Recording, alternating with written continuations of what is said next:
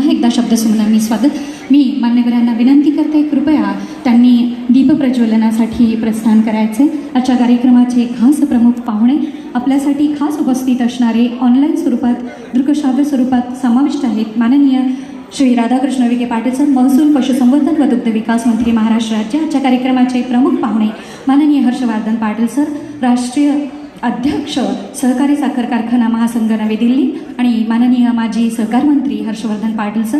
आपल्या आजच्या या भव्य सोहळ्याचे आयोजक संयोजक DSTA अध्यक्ष माननीय SB भाट सर, उपाध्यक्ष सोहन क्षीरसागर सर आणि त्यासोबतच माननीय बोखारे सर।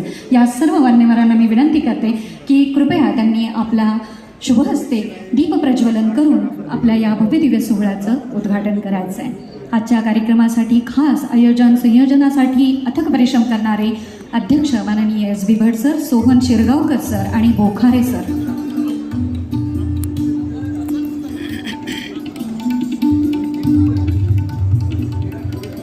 मी गायिका भाग्यश्री बांगरे डुंगरे यांनाही मंचावर आमंत्रित करते।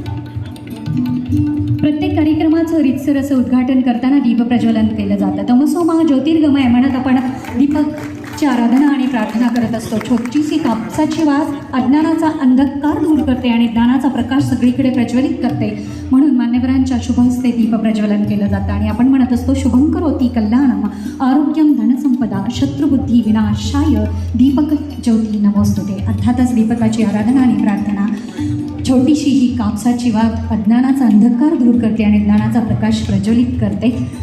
साखर उद्योगामध्ये ज्ञान संवर्धन आणि अर्थातच प्रगतीचं संवर्धन करणारं DSTA याच्या या भव्य दिव्य सोहळ्याचं उद्घाटन आजच्या कार्यक्रमाचे उद्घाटक माननीय हर्षवर्धन पाटील सर, त्यासोबतच ऑनलाईन स्वरूपात असणारे माननीय राधाकृष्ण विखे पाटील सर, माननीय दिलीपराव देशमुख सर, त्यासोबतच आपल्या DSTA अध्यक्ष माननीय SB भट सर, उपाध्यक्ष माननीय सोहन शिरगावकर सर, माननीय बोखारे सर आणि सर्व मान्यवर पुरस्कारार्थी यांच्या शुभ हस्ते आपण दीपप्रज्वलन संपन्न केलेलं आहे।